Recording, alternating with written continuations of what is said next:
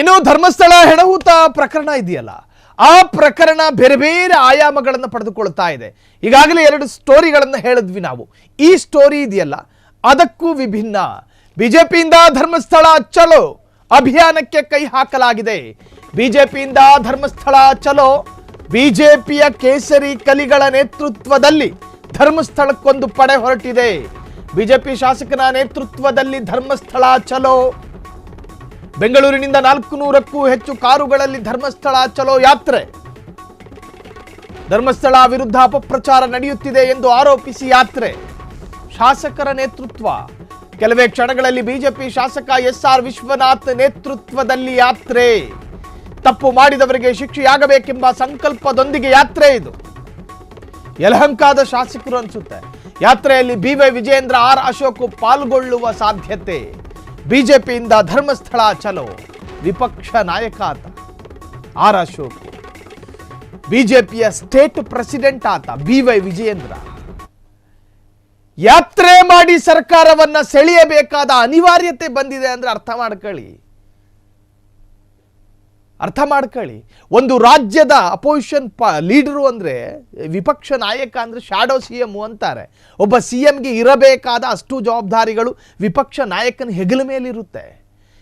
Rally ಮುಖಾಂತರ, ಇಲ್ಲಿಂದ ಧರ್ಮಸ್ಥಳಕ್ಕೆ ಪಾದಯಾತ್ರೆ ಮಾಡುವ ಮುಖಾಂತರ ಇವರು ಸಾಬೀತುಪಡಿಸಬೇಕಾಗಿರೋದೇನು? ಇಲ್ವಾ ಸದನದಲ್ಲಿ ಚರ್ಚೆ ಮಾಡಬೇಕು ತಾನೆ. ಆಡಳಿತಾರೂಢ ಕಾಂಗ್ರೆಸ್ ಪಕ್ಷದ ಈ ನಿರ್ಧಾರ ಅಥವಾ SIT ರಚನೆ ಮಾಡಿದರ ವಿರುದ್ಧ ಧ್ವನಿ ಎತ್ತಬೇಕಾಗಿರೋದು ಶಿರಾಡಿ ಘಾಟ್ ಸೆಕ್ಷನ್ನಲ್ಲ, ಬೆಂಗಳೂರು ಮಂಗಳೂರು ಹೈವೇನಲ್ಲ, 100 ಬುಲೆಟ್ ಬೈಕಲ್ಲಿ ಹೋಗ್ತಾ ಅಲ್ಲ, 1000 ಕಾರ್ಗಳಲ್ಲಿ ಶಕ್ತಿ ಪ್ರದರ್ಶನ ತೋರಿಸಿ ಅಲ್ಲ. ನೀವು ಕಟ್ಟಿ ಹಾಕಬೇಕಾಗಿರೋದು ಸರ್ಕಾರವನ್ನ, ನೀವು ಬಾಯಿ ಮುಚ್ಚಿಸಬೇಕಾಗಿರೋದು ಸಿದ್ದರಾಮಯ್ಯರವರನ್ನ, ನೀವು ತಕರಾರು ಅಥವಾ ತರಾಟೆಗೆ ತೆಗೆದುಕೊಳ್ಳಬೇಕಾಗಿರೋದು ರಾಜ್ಯ ಗೃಹ ಇಲಾಖೆಯನ್ನ. ಕಾರಲ್ಲಿ ಹೋಗ್ಬಿಟ್ಟು ಶಿರಾಡಿ ಘಾಟ್ ಸೆಕ್ಷನ್ ಬ್ಲಾಕ್ ಮಾಡಿದ್ರೆ ನಿಮಗೆ ನ್ಯಾಯ ಸಿಗುತ್ತಾ?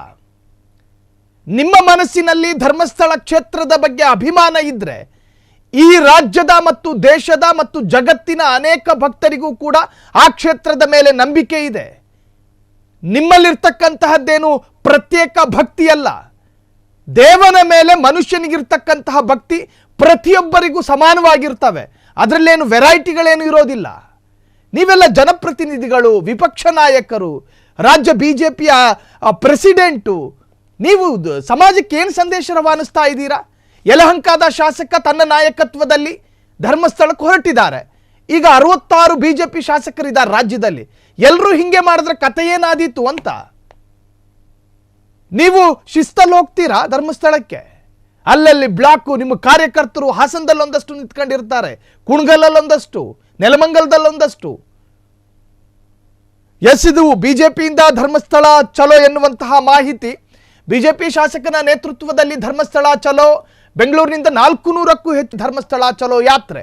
ಧರ್ಮಸ್ಥಳ ವಿರುದ್ಧ ಅಪಪ್ರಚಾರ ನಡೆಯುತ್ತಿದೆ ಎಂದು ಆರೋಪಿಸಿ ಯಾತ್ರೆ. ಕೆಲವೇ ಕ್ಷಣಗಳಲ್ಲಿ ಬಿಜೆಪಿ ಶಾಸಕ ಎಸ್ಆರ್ ವಿಶ್ವನಾಥ್ ನೇತೃತ್ವದಲ್ಲಿ ಯಾತ್ರೆ ಎಂದು ಹೇಳಲಾಗ್ತಿದೆ.